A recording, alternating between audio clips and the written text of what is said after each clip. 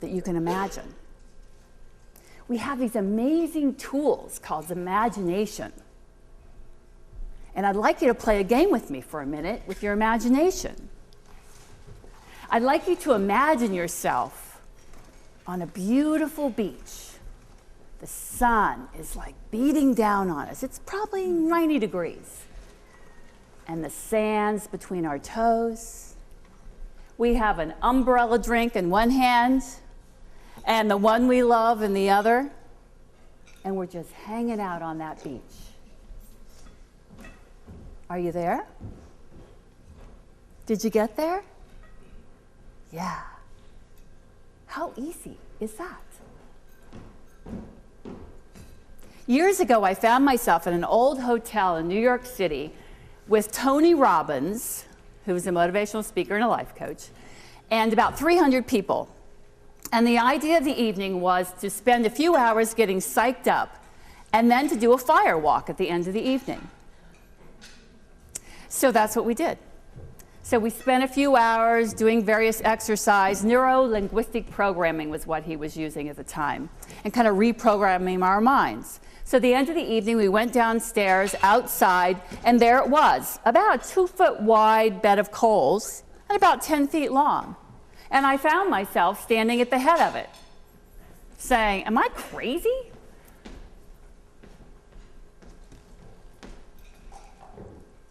So what I did was what I had learned to do all evening. He told us to pull in the power and say the mantra, cool moss. Use your imagination to not think about the hot coals, but to imagine cool moss you're walking across. So it's like, okay, here I am, I'm going to do it. So I started pulling in the power. And then they said, okay, go. And I went, cool moss, cool moss, cool moss, cool moss, cool moss. And there I was. I'd walked across hot coals. I couldn't believe it. In fact, I said to myself, I can't believe I just walked across hot coals. And as soon as I started doubting it, my feet started burning. And so I quickly said, well, wait a minute. Here's the evidence. I just walked across hot coals.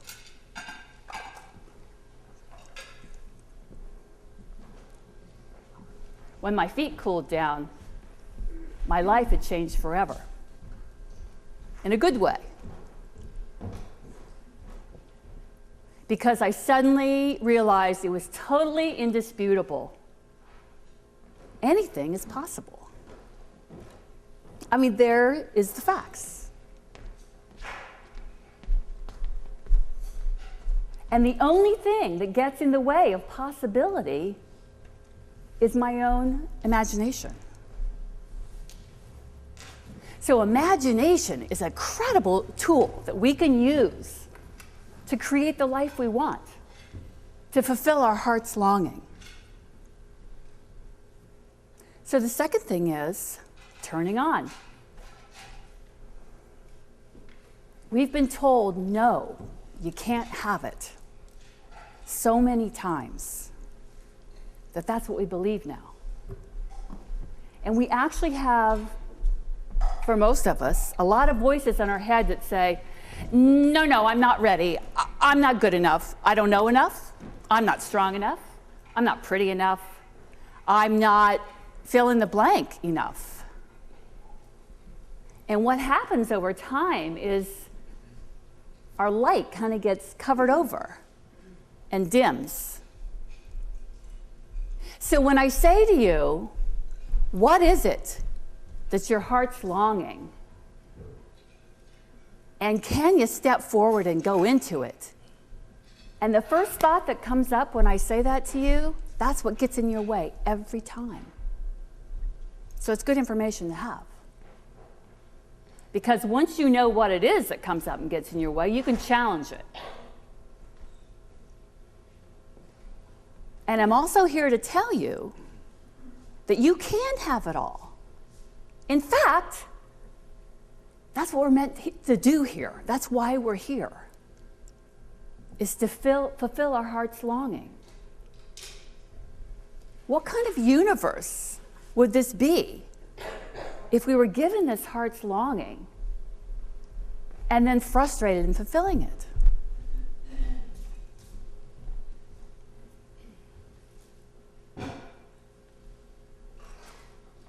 Stepping out. We're here to give our gifts to the world. The Buddhists in the 5th century had this great story, which I love, and it's called Indra's Net. And the idea is there's this huge net that covers the whole universe in space and time. And actually, the quantum physicists have confirmed this. They call it the field, that everything is connected. So, but I love the Buddhist image because it's this huge net, and at each interlocking, crossing threads,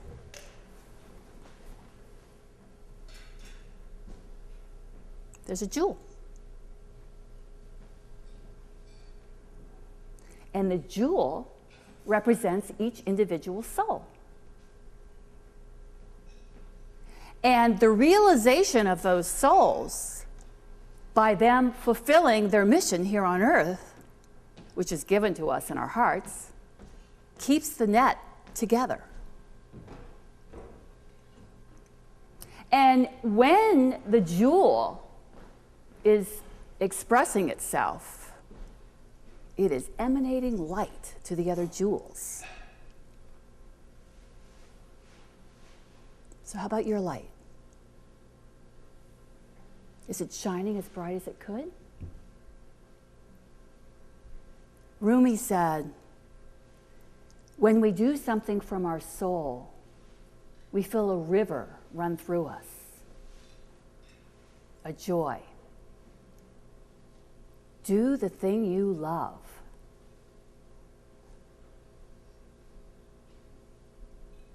You know, Henry David Thoreau went off to Walden Pond, and it looked like he was going off by himself and saying goodbye to the world. And he was for a while, but while he was there, he wrote the essay, the great essay, on civil disobedience. And that essay has inspired so many great leaders. Gandhi, Martin Luther King, people we don't even know have been inspired by that essay. And I suspect that when he wrote it, he had no idea what kind of impact it was going to have. He was writing something from his heart. So when we fulfill our heart's longing, we have no idea what kind of impact it has on the world. And it's not for us to judge that, actually. Our job is to live it and to give it. So if you miss the wake-up call of 9/11, there's another opportunity right now. Are you willing to stop living in fear and start living in love? Are you willing to turn, maybe someday, to now?